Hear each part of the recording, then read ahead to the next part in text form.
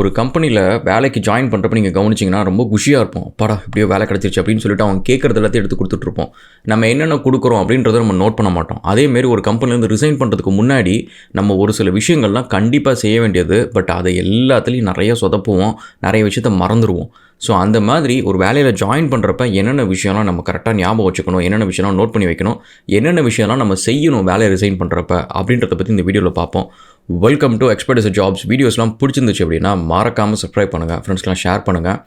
And நம்ம expert அகாடமியில் வந்து SolidWorks, SketchUp, civil 3D, 3ds Max அப்படின்னு சொல்லிட்டு ஒரு set of technical courses plus வந்து டெக் பண்டில்னும் பண்ணியிருந்தோம். நோட் ஜேஎஸ், அசூர், AWS அப்படின்னு சொல்லிட்டு இந்த டெக் பண்டிலும் பண்ணியிருந்தோம். ஏஐ கோர்சஸ் மாரி இருக்குது. இப்போ புதுசாக பிஸ்னஸ் கோர்சஸும் வருது.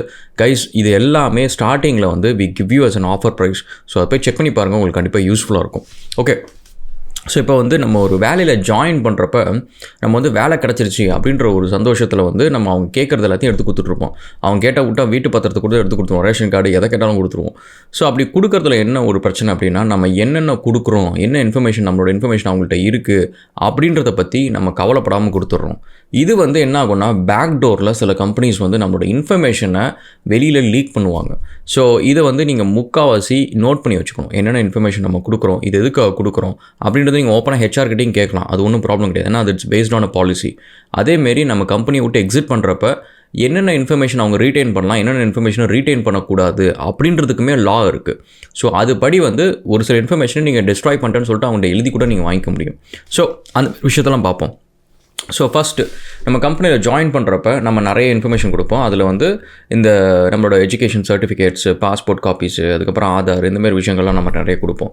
இது எல்லாத்தையுமே நீங்கள் வந்து ஒரு கூகுள் என்னோடய இதில் பார்த்தீங்கன்னா, என்னோடய கரியரில் நான் ஒவ்வொரு கம்பெனிலும் ஒர்க் பண்ணுறப்ப ஸ்டார்டிங்லேருந்து எண்டிங் வரைக்கும் அந்த கம்பெனியில் நடக்கிற எனக்கு கம்பெனியை விட்டு நான் வெளியில் போகிறப்ப எனக்கு இது எல்லாத்தையும் எனக்கு தேவைப்படும், இந்த இன்ஃபர்மேஷன்லாம் தேவைப்படும் அப்படின்றது எல்லாத்தையுமே ஒரு எக்ஸல் ஷீட்டு போட்டு வச்சுப்பேன். ஃபார் எக்ஸாம்பிள் வந்து 2005 வந்து சதர்லாண்டில் ஒர்க் பண்ணேன். அதுக்கப்புறம் வந்து கம்ப்யூட்டர் அசோசியேட்ஸில் ஒர்க் பண்ணேன். அப்புறம் பெக்கா, அந்தமாரி வரிசையாக கம்பெனியில் ஒர்க் பண்ணேன். அது எல்லாத்துக்குமே ஒரு ஷீட் இருக்கும், அது எல்லாத்துக்குமே ஒரு ஃபோல்டரும் இருக்கும். அந்த டைமில் வந்து அந்த கம்பெனிக்கு வந்து ஏதாவது நல்ல டெஸ்டிமோனி வாங்கியிருந்தேன்னா அந்த இமெயில்ஸ் அந்த விஷயம்லாம் சேவ் பண்ணி வச்சுப்பேன். அண்ட் அதேமாரி முக்கியமான ப்ராஜெக்ட் ரிலேட்டடான டெக்னிக்கல் இன்ஃபர்மேஷனில் நான் ஏதாவது ஒரு விஷயம் பேப்பர் ப்ரெசென்ட் பண்ணேன், அந்தமாரி விஷயங்கள் எல்லாத்தையும், எனக்கு ஏதாவது சர்டிஃபிகேட் கொடுத்தாங்க, ஏதோ ஒன்று பண்ணாங்க அப்படின்றது, பே ஸ்லிப்பு அப்படின்றது எல்லாத்தையும் ஒரு ஃபோல்டரில் சேவ் பண்ணி வச்சுப்பேன்.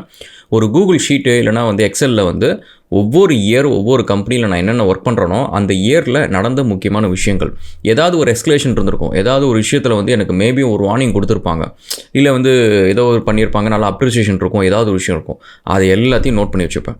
ஸோ இது எதுக்கு அப்படின்னு பார்த்தீங்கன்னா, நாளைக்கு நம்ம இன்னொரு கம்பெனி போகிறப்ப நம்ம அந்த கம்பெனியில் நிறைய விஷயம் நடந்திருக்கும், அதை நம்ம லேர்ன் பண்ண வேண்டிய விஷயம், அதை லேர்ன் பண்ணாமல் திரும்ப அந்த தப்பை திரும்ப செய்வோம். ஸோ அப்படி இல்லாமல் அடுத்த கம்பெனி போகிறப்ப இந்த விஷயத்தை நான் எப்போவுமே குயிக்காக ரிவ்யூ பண்ணிவிட்டு ஓகே லாஸ்ட் கம்பெனியில் வந்து, ஏன்னா நம்ம வளரணும். நம்ம ஃபஸ்ட்டு வந்து காலேஜ் ஸ்கூல்லாம் இருக்கிறப்ப கிட்டத்தட்ட கிட்ஸ் மாதிரி தான். நீங்கள் வந்து நினச்சிக்கலாம் நம்ம தான் பெரிய ஆள், நம்ம வண்டி ஓட்டுறோம், அதை பண்ணுறோம், இதை பண்ணுறோன்ட்டு. பட் ரியல் வேர்ல்டுன்றது வந்து இன்னொருத்தங்க நம்மள்ட்ட காசு கொடுக்குறப்ப நம்மளுக்கு அவ்வளோ சீக்கிரம் கொடுத்துட மாட்டாங்க. நம்மளுக்கு திறமையை உழைப்பை உறிஞ்சிட்டு நம்மளோட மேக்ஸிமம் அந்த ஏஜில் நம்ம மேக்ஸிமம் என்ன டெலிவர் பண்ண முடியுமோ அந்த டெலிவரியை வாங்கிட்டு தான் காசு கொடுப்பாங்க. ஸோ அப்போ அந்த இடத்துல வந்து நம்ம நிறைய தப்பு பண்ணுவோம், நிறைய விஷயம் நம்மளுக்கு புரியாது, திரும்ப கேட்டிருப்போம், திட்டு வாங்கியிருப்போம், இந்த மாதிரி விஷயம்லாம் வந்திருக்கும். ஸோ இதில் நம்ம கற்றுக்கிட்ட விஷயம், தெரிஞ்ச விஷயம், இது எல்லாத்தையும் வந்து மறந்துட்டு போகக்கூடாது அடுத்த வேலைக்கு போகிறப்ப. ஸோ அதனால் அந்தமாரி விஷயம். நெக்ஸ்ட்டு வந்து ஈவெண்ட்ஸ், ஏதாவது ஈவெண்ட்ஸ் நடந்திருக்கும், அந்த ஈவெண்ட்ஸில் நம்மளுக்கு ஏதாவது ஒரு அவார்டு கொடுத்துருப்பாங்க, இல்லை ஏதாவது ஒரு விஷயம் இன்சிடென்ட் நடந்திருக்கும், இது நம்ம லைஃபுக்கு ஞாபகம், இது நம்மளுக்கு லைஃபுக்கு தேவை அப்படின்ற விஷயம் எல்லாத்தையும் அதில் நோட் பண்ணி வச்சுப்பேன். டைரி மாதிரி ரொம்ப பெருசாலாம் இருக்காது, பட் முக்கால்வாசி கீ ஈவெண்ட்ஸ் எல்லாமே இருக்கும். ஸோ இது ஒன்று. அதுக்கப்புறம் டாக்குமெண்ட்ஸ், என்னென்ன டாக்குமெண்ட்ஸ் வந்து அந்த கம்பெனியில் நான் சப்மிட் பண்ணுறேன். அண்ட் இந்த டாக்குமெண்ட்ஸில் வந்து அப்போயே நான் கேட்டுப்பேன், ஸோ இந்த டாக்குமெண்ட்ஸ்லாம் நான் போகிறப்ப என்ன பண்ணுவீங்க அப்படின்னா, நான் ரிட்டர்ன் பண்ணிடுவோம், இந்த டாக்குமெண்ட்ஸ்லாம் பண்ணிவிடுவோம், இந்த டாக்குமெண்ட்ஸ் வந்து நாங்கள் 7 years வரைக்கும் ரீட்டைன் பண்ணுவோம் அப்படின்னோடனே நான் அப்போவே வந்து அதில் போட்டுருவேன், என்ன டேட்டில் சப்மிட் பண்ணியிருக்கேன், இந்த டாக்குமெண்ட் வந்து திரும்ப எனக்கு ரிட்டர்ன் பண்ணுவாங்களா, இல்லை வந்து அவங்களே வச்சுப்பாங்களா அப்படின்றது எல்லாத்தையுமே நான் மென்ஷன் பண்ணிட்டேன்னா, இப்போ வந்து நான் அந்த வேலை செஞ்சுட்டு இப்போ திடீர்னு அந்த கம்பெனிலேருந்து ரிசைன் பண்ண போகிறேன் அப்படின்ற பட்சத்தில் நான் ஒரு சில விஷயங்கள் செய்யணும். அதில் ஃபஸ்ட்டு செய்கிற விஷயம் என்னென்னா, இந்த ஷீட்டை ரெஃபர் பண்ணிவிட்டு இந்த ஷீட்டில் முக்கியமான ஒரு செட் ஆஃப் டாக்குமெண்ட்ஸ் வந்து அவங்க எனக்கு வந்து டிஸ்ட்ராய் பண்ணிடுவாங்க, இல்லை என்கிட்ட கொடுத்துருவாங்க, ஒரிஜினல் காப்பினா என்கிட்ட கொடுத்துருவாங்க. ஸோ அப்படி கொடுக்குறாங்க அப்படின்னா அதை வந்து இந்த எக்ஸிட் நம்ம இன்டர்வியூ பண்ணுவோம். அந்த எக்ஸிட் இன்டர்வியூவில் மென்ஷன் பண்ண சொல்லி அதில் வந்து அவங்க கொடுத்துட்டேன் அப்படின்னு சொல்லிட்டு அவங்க ஹேண்ட் ஓவர் பண்ணிட்டேன் அப்படின்ட்டுருவாங்க. நம்ம எப்படி வந்து ஐடி கார்டு, லேப்டாப் எல்லாத்தையும் கொடுத்துட்டேன் அப்படின்னு சொல்லிட்டு நம்ம எழுதி கொடுக்குறோமோ அதேமாதிரி அவங்களும் எழுதி கொடுக்கலாம். ஸோ அந்தமாரி ஒரு விஷயம். அண்ட் செகண்ட் வந்து அந்த காப்பீஸ்லாம் டிஸ்ட்ராய் பண்ணிட்டாங்க அப்படின்றதும் நம்ம வந்து இது பண்ணிக்கலாம். அண்ட் ஆல்சோ நீங்கள் வந்து ஒரு காப்பீஸ் ஒரு டாக்குமெண்ட்ஸ் நீங்கள் கொடுக்குறீங்க அப்படின்னா பாஸ்போர்ட்டோ எது கொடுத்தாலும் சரி அதில் ஒரு அட்டஸ்டேஷன் போட்டு கொடுங்க. ஸோ அதில் வந்து சிக்னேச்சர் போட்டு டேட் பண்ணி கொடுங்க. ஸோ தட் நீங்கள் உங்களுக்கு தெரியும் இது வந்து யாருக்கு கொடுத்தேன் எது கொடுத்தேன். நீங்கள் அதை கூட மென்ஷன் பண்ணலாம். அந்த டாக்குமெண்ட்டில் கீழே வந்து இந்த டாக்குமெண்ட் கிவன் டு அந்த கம்பெனி ஹெச்ஆர் இவங்களுக்கு தான் நான் கொடுத்துருக்குறேன் அப்படின்னு சொல்லிட்டு நீங்கள் அதையும் மென்ஷன் பண்ணலாம். ஸோ தட் இந்த டாக்குமெண்ட் உங்களை மீறி வந்து வேறு எங்கேயாவது லீக் ஆச்சு அப்படின்னா எங்கேருந்து வந்துச்சு அப்படின்றது தெரியும். அண்ட் ஆல்சோ இப்போ ஒரு பாஸ்போர்ட் காப்பி ஏதோ ஒன்று இருக்குன்னா அதை நீங்கள் வந்து வெளியில் எங்கேயாவது ஒரு இடத்துல நீங்கள் இந்த அட்டஸ்டேஷன் கொஞ்சம் தள்ளி பண்ணிங்க அப்படின்னா முக்கால்வாசி வந்து அதை ட்ரிம் பண்ணி எடுத்துருவாங்க. எப்படி இருந்தாலும் ஃபோட்டோஷாப் பண்ணி எடுத்துருவாங்கன்னு வச்சுக்கோங்களேன். பட் முக்கால்வாசி அது கிட்டக்க நீங்கள் வந்து போட்டிங்க அப்படின்னா இந்த டாக்குமெண்ட் லீக் ஆச்சு அப்படின்னா பீப்புள் நோ நீங்கள் கண்டுபிடிச்சிடலாம். ஸோ அந்த டாக்குமெண்ட் யார் மூலிமா லீக் ஆச்சு அப்படின்றது நீங்கள் கண்டுபிடிச்சிட்டு திரும்ப அந்த கம்பெனிக்கு நீங்கள் போகலாம். அதெல்லாம் சீரியஸான அஃபென்ஸ். ஸோ அதனால் அந்த டாக்குமெண்டேஷன் எப்போவுமே வந்து காப்பீஸ் கொடுக்குறப்ப அட்டஸ்டேஷனோட கொடுங்க, டேட் போட்டு கொடுங்க, யாருக்கு கொடுக்குறேன் அப்படின்றதையும் மென்ஷன் பண்ணுங்கள். ஸோ அது ஒன்று. ஸோ இப்போ இந்த டாக்குமெண்ட்ஸ் எல்லாத்தையும் நம்ம டேக் கேர் பண்ணியாச்சு. ஸோ இப்போ நம்ம ரிசைன் பண்ண போகிறோம். ஸோ ரிசைன் பண்ணுறோம் அப்படின்றப்ப வந்து there are few things that we need to do face. First of all வந்து எனக்கு வந்து நான் ஒன்று படிக்க போகிறேன். இப்போ நான் வேலையை குவிட் பண்ணிவிட்டு நான் வந்து படிக்க போகிறேன், ஒரு 3 months உட்காந்து ஏஐ படிக்க போகிறேன் இப்படின்ற மாரி ஒரு கம்ஃபர்ட் ஜோனில் நான் படிக்க போகிறேன்றதுக்காக வேலையை என்றைக்குமே குவிட் பண்ணாதீங்க. ஏன்னா இந்த கரியர் கேப் அப்படின்ற ஒரு விஷயத்தில் நிறைய பேர் மாட்டிக்கிட்டு வேலை கிடைக்காம ரொம்ப சஃபர் பண்ணுவாங்க. அந்த ஸ்ட்ரெஸ்ஃபுல்லான சுச்சுவேஷனு, பண கஷ்டம் இதெல்லாமே வந்துடும்.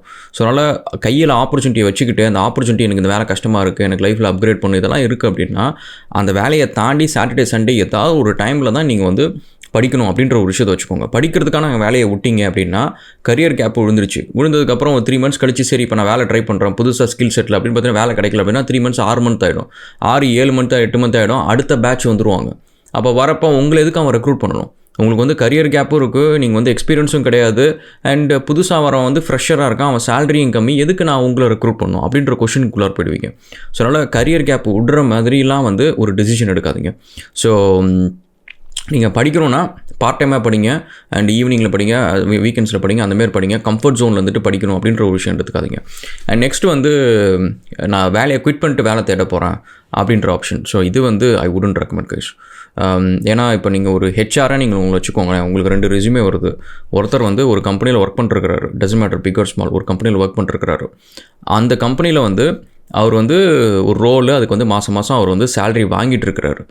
இப்போ வந்து அந்த கேண்டிடேட் பக்கத்தில் இன்னொரு கேண்டிடேட் இருக்காங்க. லெட்ஸ் சே நீங்கள் இருக்கிறீங்க, உங்களுக்கு வந்து அந்த இந்த வேலை போயிடுச்சு. லெட்ஸ் சே 3 months 6 months வந்து கரியர் கேப்போடு நீங்கள் இருக்கிறீங்க. ஸோ இப்போ இந்த 2 பேரில் யாரை ரெக்ரூட் பண்ண நினைப்பாங்க? ஏன்னா அவருக்கு வந்து ஆல்ரெடி அந்த கம்பெனி வந்து பே பண்ணிகிட்டு இருக்கிறாங்க, உங்களுக்கு பே பண்ணி முடிச்சுட்டாங்க. ஸோ உங்களுக்கு இப்போ ஒரு கரண்ட்டாக ஒரு கம்பெனி வந்து உங்களை ரெக்ரூட் பண்ணலை. ஸோ அப்போ வந்து you look less valuable. So resume வந்து கம்பேர் பண்ணுறப்ப யூ லுக் லெஸ் வேல்யூபிள். அது வந்து it is not gonna be good உங்களுக்கு. ஸோ அதனால் வேலையை விட்டுட்டு நீங்கள் ஒரு வேலை தேடுறேன் அப்படின்ற ஒரு ஆப்ஷன் வைக்காதீங்க. You look less valuable. So அதனால் மற்ற ஹெச்ஆருக்கு வந்து உங்களோட பெட்டர் ப்ரொஃபைல் இருக்கும், அந்த ப்ரொஃபைல் பெட்டராக தெரியும். ஸோ அதனால் அவங்கள ரெக்ரூட் பண்ணுவாங்க. ஸோ அந்த வேலை செய்யாதீங்க. நெக்ஸ்ட் வந்து நான் ஸ்டார்ட் அப் ஆரம்பிக்கிறேன் அப்படின்ட்டு இது நிறைய பேர் கேட்குற ஒரு விஷயம் தான் அது. Serious if you are serious about a start up அப்படின்னு வச்சுக்கோங்களேன், அதை ஆரம்பிக்கிறதுக்கு நீங்கள் வந்து இன்னும் ஒரு விஷயத்தை செஞ்சுட்டு தான் நான் பண்ணணும் அப்படின்றதுனால ப்ரிட்டி மச் இன்றைக்கி நைட்டே நீங்கள் எந்திரிச்சு ஆரம்பிச்சிருப்பீங்க. ஸோ ஒரு ஐடியா அதை ஒர்க் பண்ணுறதுக்கு என்ன வேணும், உட்காந்து நான் வந்து படிக்கணும், இல்லை படித்து ஏதோ ஒரு சாஃப்ட்வேர் நானே எழுதணும், ஒரு ஆப் பண்ணணும், இல்லை ஏதோ ஒரு ஐஓடியில் ஒரு டிவைஸ் பண்ணணும் அப்படின்னா அந்த முயற்சி நீங்கள் இறங்கியிருப்பீங்க. ஸோ நம்மளுக்கு வந்து ஒரு கேம் விளாடணும் இன்ட்ரெஸ்ட் இருக்குது அப்படின்னா வந்து நான் நாளைக்கு வந்து ஈவினிங் வந்து விளையாட போகிறேன் அப்படின்லாம் கிடையாது. இன்றைக்கே நம்மளுக்கு டைம் இருந்துச்சு அப்படின்னா நம்ம என்ன பண்ணுவோம், நேராக போவோம், ஸ்டீமில் போவோம், ஒரு கேமை டவுன்லோட் பண்ணுவோம், அந்த கேமை உட்காந்து நம்ம விளையாட ஆரம்பிச்சிருவோம். ஸோ அப்போ வந்து ஒரு பிஸ்னஸ் ஆரம்பிக்கணும், ஒரு ஸ்டார்ட் அப் ஆரம்பிக்கணும் அப்படின்றப்ப வந்து ஏன் வந்து ஒரு ஸ்பெசிஃபிக் டேட் வேணும், ஏன் வந்து நம்ம வந்து வேலையை குவிட் பண்ணிட்டு செய்யணும் அப்படின்ற மாதிரிலாம். ஸோ அது எல்லாமே இந்த கம்ஃபர்ட் ஜோன் சீக் பண்ணுறது, அதெல்லாம் வந்து யூ வுடன்ட் சக்சீட். ஸோ ஒரு ஸ்டார்ட் அப் ஃபவுண்டர்லாம் வந்து கம்ஃபர்ட் ஜோனில் எந்த வேலையுமே நடக்காது. ஸோ முக்கால்வாசி ஃபெயிலியர் தான் இருக்கும். 95% வந்து ஸ்டார்ட் அப்ஸ் வந்து ஃபெயிலியர் தான் ஆகும். அண்ட் அந்த ஸ்டார்ட் அப்ஸ் ஃபெயிலியருமே வந்து நிறைய கஷ்ட நஷ்டத்துக்கு அப்புறம் தான் நடக்கும். ஸோ அதனால் வந்து வேலையே உங்களுக்கு கஷ்டம் அப்படின்றப்ப வந்து ஸ்டார்ட் அப் வந்து அதை விட 10 மடங்கு கஷ்டம், அதோட 10 மடங்கு வந்து ரிவார்டிங்காகவே இருக்காது. வேலையில் வந்து உங்களுக்கு ஒரு வாரத்துக்கு ஒரு தடவை யாராவது ஒருத்தவங்கள அப்ரிஷியேட் பண்ணுவாங்க. ஸ்டார்ட் அப்பில் நீங்கள் எத்தனை வருஷம் ஆனாலும் சரி, நீங்கள் சம்டைம்ஸ் நிறைய ஜெயிச்சாலும் சரி உங்களை அப்ரிஷியேட் பண்ண மாட்டாங்க, தோத்தா ப்ளேம் உங்களுக்கு வரும். ஸோ அதனால் இதிலலாம் நீங்கள் ரொம்ப தெளிவாக இருந்துக்கோங்க. ஸோ வேலை கஷ்டமாக இருக்குன்றதுக்காக நீங்கள் ஸ்டார்ட் அப் ஃபவுண்டர் ஆக முடியாது. ஸோ அது ஒன்று. அண்ட் நெக்ஸ்ட் வந்து உங்களோட ஃபினான்ஷியல்ஸை கவனித்து பாருங்கள் கைஸ். நிறைய நேரம் வந்து பண்ணுற தப்பு என்னென்னா, இப்போ என்கிட்ட கொஞ்சோண்டு காசு இருக்குன்றவொடனே நம்ம கொஞ்சம் திமிராக யோசிக்கிறது. வேலையை விட்டுட்டு எனக்கு இந்த வேலை முக்கியம் இல்லை, நான் திமிர ஆஃபீஸில் இருப்பேன், அவங்க சொல்கிறத நான் ஏன் செய்யணும், இதெல்லாம் நிறைய காசு இருக்கிறப்ப நம்ம யோசிப்போம். காசு இல்லைன்னு வச்சுக்கோங்களேன், நீங்கள் கவனித்து பார்த்தீங்கன்னா நம்ம கொஞ்சம் பம்பிட்டு தான் இருப்போம். ஐயோ அந்த வேலை எதுவும் போயிடக்கூடாதுப்பா, ஆஃபீஸில் எந்த பிரச்சனையும் வரக்கூடாது, சொன்ன வேலையை செஞ்சுருவோம், எக்ஸ்ட்ரா வேலை சொல்கிறாங்களா செஞ்சுருவோம் அப்படின்ற மாதிரி இருப்போம். ஸோ அப்போ நம்மளை வந்து நம்மளோட ஒரிஜினாலிட்டின்றது என்ன அப்படின்னா வந்து, காசு இருக்கிறப்ப நம்ம என்ன பண்ணுறோமோ கிட்டத்தட்ட அதுதான் நம்ம ஒரிஜினாலிட்டி. ஏன்னா காசு இருக்குன்றது வந்து விச் இட் டேக்ஸ் லைக் ஒரு ப்ரெஷர் நம்மள்ட்ட வந்து எடுத்துரும். இந்தமாரி இதுக்காக நீ இப்படி வேலை செய்ய, காசு இல்லை, இந்த வேலை படிச்சுன்னா இந்த மாதம் இஎம்ஐலாம் கட்ட முடியாது, அதுக்காக நீ ஒழுங்காக அந்த வேலையெல்லாம் செய்யி அப்படின்னு சொல்லிட்டு அந்த இடத்துல தான் நம்ம ஃபேக்காக இருக்கிறோம். காசு இருந்துச்சு அப்படின்னா நம்ம வந்து எப்படி ஒருத்தங்க நம்மள்ட்ட ஒரு வேலையை சொன்னாங்கன்னா இதனால் முடியலை, நான் அதுக்கு இந்த வேலையை செய்யணும் அப்படின்னு சொல்லிட்டு நம்ம எப்படி வீட்டில் பேசுவோமோ அதே மாதிரி இருப்போம். ஸோ அதனால் இந்த ஃபினான்ஷியல்ஸை பொறுத்த வரைக்கும் நீங்கள் காசு இல்லாதப்ப நான் வந்து நல்லா வேலை செய்கிறேன், அதை பண்ணுறேன், இதை பண்ணுறேன் அப்படின்னு சொல்லிட்டு அந்த ஒப்பீனியனை நீங்கள் தான் அது அப்படின்னு நினச்சிக்காதீங்க. காசு இருக்கிறப்ப நீங்கள் எப்படி இருக்கிறீங்களோ அதுதான் நீங்கள். ஸோ அது ஒன்று. அண்டு அதேமாதிரி வந்து வேலையை குவிட் பண்ணுறதுக்கு முன்னாடி மினிமம் ஒரு 6 to 1 year வந்து உங்களோட எக்ஸ்பென்சஸ் எல்லாமே நீங்கள் சேவ் பண்ணி வச்சுக்கணும். ஸோ அதனால் வேலைக்கு நீங்கள் போகிறப்ப வந்து தாம் தூம்னு செலவு பண்ணி லைஃப் ஸ்டைல் அப்கிரேட் பண்ணிடாதீங்க. உங்களோட எமர்ஜென்சி ஃபண்டை வந்து நீங்கள் அப்கிரேட் பண்ணி வச்சுக்கோங்க. அதை பற்றி நான் செப்பரேட்டாக ஒரு வீடியோ போடுறேன், எப்படி எமர்ஜென்சி ஃபண்டு என்ன மாதிரி சேவ் பண்ணணும் அப்படின்றத பற்றி நான் வீடியோ போடுறேன். அண்ட் நெக்ஸ்ட் வந்து உங்களோட இப்போ சேல்ரி வருது இதுமாரி இருக்குன்னு வச்சுக்கோங்க, உங்களுக்கு வந்து சிக் லீவ் இருக்கும், ஆனுவல் லீவ் இருக்கும், அண்ட் பிளான் லீவ், இந்தமாதிரி சில லீவ்ஸ்லாம் இருக்கும். இது வந்து உங்களோட பே ஸ்லிப்பில் பார்த்தா தெரியும், உங்கள் ஹெச்ஆர்ட்டை கேட்டாலும் தெரியும். இதில் ஒரு சில லீவை வந்து நீங்கள் கேஷ் அவுட் பண்ணிக்க முடியும். இந்த லீவை மொத்தமாக 10 நாள் இருக்குன்னா 10 நாளுக்கு அவங்க பே பண்ணணும், கம்பெனி பே பண்ணணும். ஸோ அந்தமாரி எந்தெந்த லீவெல்லாம் வந்து கேஷ் அவுட் பண்ண முடியும் அப்படின்றத ஃபஸ்ட்டு பாருங்கள். செகண்ட் வந்து எந்தெந்த லீவ்லாம் கேஷ் அவுட் பண்ண முடியாதுன்னு இருக்கும். சில லீவ்ஸ்லாம் கேஷ் அவுட் பண்ண முடியாது, ஆனுவல் லீவ், சில லீவ்ஸ்லாம் வந்து ஒவ்வொரு கம்பெனி பாலிசி படி கேஷ் அவுட் பண்ண முடியாது. ஸோ அப்போ அந்த லீவ்லாம் வேஸ்ட் ஆகிடும். ஸோ அப்போ நீங்கள் என்ன பண்ணலான்னா, அந்த கம்பெனியை விட்டு நீங்கள் குவிட் பண்ணுறதுக்கு முன்னாடி அந்த லீவை வந்து ஒரு 3 months 4 monthsக்கு முன்னாடியே அப்பப்போ எடுத்து காலி பண்ணிடணும். ஸோ காலி பண்ணிட்டீங்கன்னா உங்களுக்கு அந்த லீவ் எதுவுமே இருக்காது. அந்த டைமில் நீங்கள் எதாவது ப்ரொடக்டிவாக பண்ணுறதோ இல்லை ஃபேமிலி கூட ஸ்பெண்ட் பண்ணுறதோ ஏதாவது ஒரு விஷயம் நீங்கள் பண்ணிக்கலாம். ஏன்னா அந்த கம்பெனி விட்டு நீங்கள் போயிட்டீங்கன்னு வச்சுக்கோங்க, அந்த ஒரு 10 நாள் உங்களுக்கு ஒரு எக்ஸ்ட்ரா லீவ் இருந்துச்சு, அதுக்கு நீங்கள் உங்களுக்கு யாருமே பேயும் பண்ண போகிறதில்ல அப்படின்னா அந்த 10 நாள் நீங்கள் வந்து ஏதோ ஒரு விஷயம் நீங்கள் பண்ணியிருக்கலாம், விச் லைக் உங்கள் சேலரி அஃபெக்ட் பண்ணாமலும் இருந்திருக்கும். ஸோ அது ஒன்று. அண்ட் ஸோ அந்த விஷயத்தை எல்லாத்தையும் சார்ட் பண்ணிவிடுங்க. அண்டு ஃபினான்ஷியல்ஸ் அடுத்த கம்பெனிக்கு ஒரு ஆஃபர் வச்சுட்டு தான் குவிட் பண்ணணும். ஸோ அதில் வந்து ரொம்ப தெளிவாக இருந்துக்கோங்க. எனக்கு வேலை கிடச்சிரும், எனக்கு வந்து நிறைய ஸ்கில் இருக்குது, இதெல்லாம் பேசலாம். பட் நல்லா ஞாபகம் வச்சுக்கோங்க, உங்களை மாதிரியே பேசுகிற ஒரு அட்லீஸ்ட் ஒரு 10 லட்சம் பேர் 5 லட்சம் பேர் இருப்பாங்க, அதே டெக்னாலஜி படிச்சுட்டு அதே கண்ட்ரிக்குள்ளே இருப்பாங்க. ஸோ அதனால் வந்து நம்ம அந்த தலக்கணத்தில் இருக்க வேணாம். ஸோ இன்னொரு வேலை இருந்துச்சு அப்படின்னா இந்த வேலையை குவிட் பண்ணுறதை பற்றி பார்ப்போம். அண்ட் ஆல்சோ உங்களோட வேலையை ஜாயின் பண்ணுறப்ப உங்களோட நோட்டீஸ் பீரியடை கண்டிப்பாக நெகோஷியேட் பண்ணிக்கோங்க. அண்ட் ஏன்னா முக்கால்வாசி நேரம் வந்து உங்களுக்கு நல்ல ஆப்பர்ச்சுனிட்டி எப்போ தட்டி பறிக்கப்படும் அப்படின்னா இந்த நோட்டீஸ் பீரியடில் தான். சில கம்பெனிஸ் வந்து 1 year 1 monthன்னுவாங்க, சில கம்பெனிஸ் 3 monthsன்னுவாங்க, இந்த மாதிரி இருக்கும். அந்த 3 months நோட்டீஸ் பீரியடு தான் வந்து முக்கால்வாசி பிரச்சனையாக இருக்கும். ஸோ நீங்கள் வேலையில் ஜாயின் பண்ணுறப்பே வந்து நீங்கள் எதை நெகோஷியேட் பண்ணுறீங்களோ இல்லையோ இந்த 3 months நோட்டீஸ் பீரியடை எப்படியாவது 1 monthக்கு வந்து நீங்கள் மாற்றிடுங்க.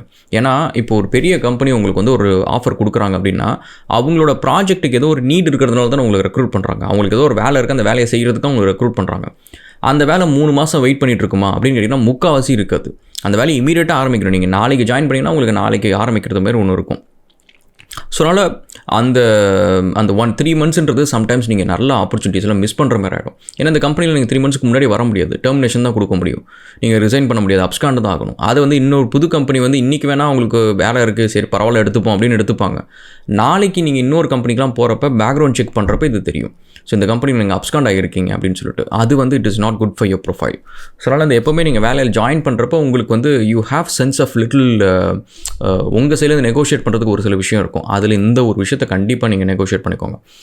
அண்ட் ஸோ அதனால் அதை பிளான் பண்ணி உங்களோட எக்ஸிட் வந்து நீங்கள் இது பண்ணிக்கோங்க. அதுமாதிரி ஆஃபீஸ் லேப்டாப்ஸில் வந்து தேவையில்லாத சாஃப்ட்வேர்ஸு, உங்களோட ப்ரௌஸ் ஹிஸ்ட்ரி கிளியர் பண்ணுறது, இது எல்லாத்தையும் பண்ணிவிடுங்க.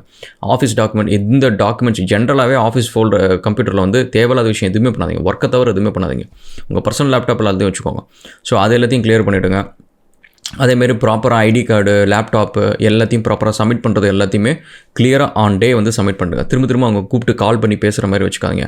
அண்ட் நெக்ஸ்ட் வந்து நீங்கள் ஒரு கம்பெனிலேருந்து போகிறீங்க அப்படின்னா அதுக்குள்ளார உங்களுக்கு 1008 பிரச்சனை, பாலிடிக்ஸ் எதுனாலும் இருக்கும். சரி தான் இப்போ தான் கிளம்புறோம் அப்படின்னு சொல்லிட்டு எல்லாத்தையும் முறைச்சிக்கிறது, பகைச்சிக்கிறது அதெல்லாம் பண்ணாதீங்க. ஏன்னா இன்றைக்கி நீங்கள் வந்து ஒரு யாரோ ஒருத்தவங்களுக்கு பிடிக்காமல் இருக்கும், ஒரு மேனேஜரோ யாரோ ஒருத்தவங்களுக்கு பிடிக்காமல் இருக்கும். எனக்கே அப்படி ஒருத்தர் இருந்தார். ஸோ அவர் வந்து ரொம்ப நாள் வரைக்கும் கொஞ்சம் கம்பெனியில் ஜாயின் பண்ண வரைக்கும் அந்த கம்பெனியில் நிறைய பேர் வந்து ஒரு ஒரு ஒரு பர்சன்டேஜ் ஆஃப் ஜாதிக்காரங்கன்னு வச்சுக்கோங்களேன். ஸோ உயர்ந்த ஜாதிக்காரங்க. ஸோ அவங்களுக்கு வந்து நான் அதே உயர்ந்த ஜாதிக்காரன் நினச்சிட்டு இருந்தாங்க. அப்புறம் ஒரு சமயத்துக்கு மேலே தான் தெரிஞ்சது நான் உயர்ந்த ஜாதிக்காரனில் நான்வெஜ்லாம் பிடிச்சி வெட்டு. அதுக்கப்புறம் தான் என்ன டார்கெட் பண்ணாங்க. ஸோ அந்த மேனேஜர் என்ன டார்கெட் பண்ணி இந்த மாதிரிலாம் பண்ணிருந்தாங்க. எனக்கு அது தெரியவே இல்லை. என் கொலீக் சொல்கிற வரைக்கும் எனக்கு தெரியல.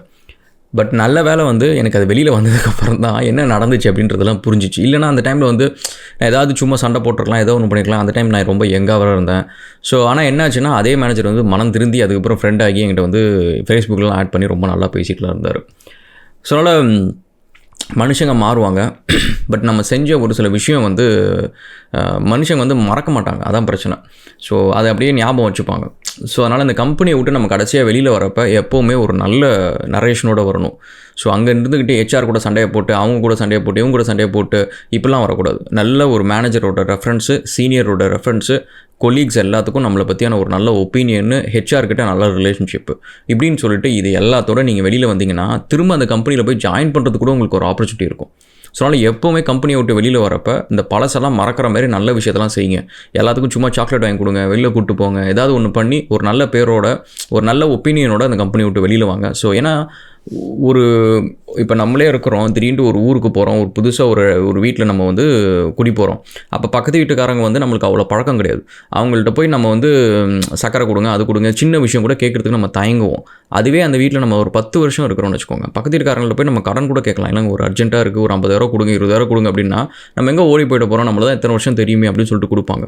ஸோ அப்போ அந்த மாதிரி வந்து ஒரு நம்பிக்கையை பில்ட் பண்ணுறது வந்து நம்ம ஒரு கம்பெனியில் எத்தனை நாள் ஒர்க் பண்ணுறோம் அப்படின்றது. அது வந்து நம்ம எவ்வளோ காசு கொடுத்தாலும் கிடைக்காது. இப்போ நீங்கள் வந்து காசு கொடுத்து எனக்கு வந்து ஆரக்கிளில் மைக்ரோசாஃப்ட்டோ இல்லை ஆப்பிளோ அதில் இருக்கிற வந்து அந்த கம்பெனியில் வந்து நான் ஒரு பழக்கப்பட்டவனாக ஆகணும், எனக்கு அதுக்காக நான் வந்து ஒரு $1 million கொடுக்குறேன் அப்படின்னாலுமே நடக்காது. ஏன்னா அங்கே இருக்கிறவங்க வந்து நீங்கள் காசு கொடுத்துட்டுன்றதுக்காக அவங்களை நம்ப போகிறது கிடையாது. ஸோ அங்கே நீங்கள் போய் ஆனால் ஒரு விஷயத்தில் அதே விஷயத்தில் வந்து அந்த கம்பெனியில் வந்து ஒரு கிளீனர் இருப்பார். அவர் வந்து அந்த கம்பெனியில் 10 வருஷம் வேலை செஞ்சுருப்பார். ஆப்பிள்லையோ மைக்ரோசாஃப்ட்லேயோ ஒரு 10 வருஷம் வேலை செஞ்சுருப்பார். அவரை வந்து எல்லாரும் நம்புவாங்க. எல்லாருக்கும் அவர் நல்லா தெரியும், அவர் பழக்கமாக பேசுவாங்க, அவர் ஃபேமிலியை பற்றி தெரியும், எல்லாமே தெரியும். ஸோ அந்தமாரி ஒரு ட்ரஸ்ட் அண்ட் பாண்ட் பில்ட் பண்ணுறது வந்து இட்ஸ் அன் ஆப்பர்ச்சுனிட்டி. நீங்கள் வெறுமனே சம்பாதிக்கிறது மட்டும் கிடையாது, அங்கே இருக்கிறவங்களோட நம்பிக்கையை ஏர்ன் பண்ணுறது. அங்கே இருக்கிறவங்க வந்து உங்களை நம்பி காசு கூட கொடுப்பாங்க, ஏதோ ஒரு எமர்ஜென்சினா. அங்கே இருக்கிறவங்க நம்பிக்கைன்றது வந்து அதை தாண்டி ஆப்பர்ச்சுனிட்டியும் உங்களுக்கு கொண்டு வரும். ஸோ அதனால் அங்கே இருக்கிறப்ப நீங்கள் எஸ்பெஷலி எக்ஸிட் ஆகிறப்ப அது உள்ளே இருந்தப்போ என்ன வேணால் பாலிடிக்ஸ் பண்ண, எக்ஸிட் பண்ணுறப்போ ஒரு நல்ல குட் நோட்டோட தான் வெளியில் வரணும் அப்படின்றத ஞாபகம் வச்சுக்கோங்க. அண்ட் ப்ரிட்டி மச் அவ்வளோதான் guys. And make sure that நீங்கள் வந்து அடுத்த ஸ்டெப்பிங் ஸ்டோன், அடுத்த கம்பெனிக்கு போகிறீங்க அப்படின்றது வந்து ஜஸ்ட் சும்மா எல்பி எனக்கு அதிகம், சேலரி அதிகம் அப்படின்றத விட உங்கள் ப்ரொஃபைல் ரெஸ்யூமேயில் வந்து எது போட்டால் நல்லாயிருக்கும்னு பாருங்கள். ஏன்னா இன்றைக்கி வந்து நம்ம லிங்க்டின்லையோ உங்கள் ரெஸ்யூமேயோ யாராவது ஒருத்தவங்க பார்த்துட்டு உங்களுக்கு ஒரு இன்டர்வியூ ஸ்கெடியூல் பண்ணுறாங்க அப்படின்றது வந்து அதில் எல்பியை நீங்கள் மென்ஷனே பண்ணியிருக்க மாட்டீங்க. பாரு ஒரு 50 எல்பியை வாங்கியிருக்கிறாரு, ஒரு நல்ல கேண்டிடேட் அப்படின்னு பார்க்க மாட்டாங்க. நீங்கள் என்ன டெக்னாலஜியில் ஒர்க் பண்ணீங்க, என்ன மாரி ப்ராஜெக்ட்டில் ஒர்க் பண்ணீங்க, இதுக்கு முன்னாடி என்னதில் ஒர்க் பண்ணீங்க, இதுதான் வந்து உங்களுக்கு அடுத்த லெவல் கொண்டு போகிறதுக்கான ஒரு விஷயம். ஸோ அதனால் அதை வந்து நீங்கள் ஒரு ப்ரியாரிட்டி பேஸில் வைங்க. ஒரு கம்பெனிலேருந்து ரிசைன் பண்ணிட்டு அடுத்த கம்பெனிக்கு போகணும் அப்படின்றப்ப. அண்ட் அதேமாரி ஃபைனலாக எக்ஸிட் இன்டர்வியூ பண்ணுறதெல்லாம் ப்ராப்பராக ப்ரொஃபஷனலாக பண்ணுங்கள்.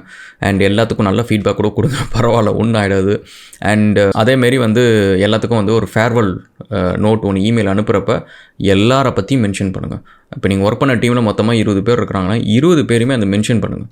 அதுக்கு மேலே இருந்த மேனேஜர்ஸ் யாரெல்லாம் வந்து உங்க கூட இன்ட்ராக்ட் பண்ணியிருக்காங்க, உங்க கூட ட்ராவல் பண்ணியிருக்காங்களோ அவங்கள யாருமே விடாதுங்க, எல்லாத்தையுமே மென்ஷன் பண்ணுங்கள்.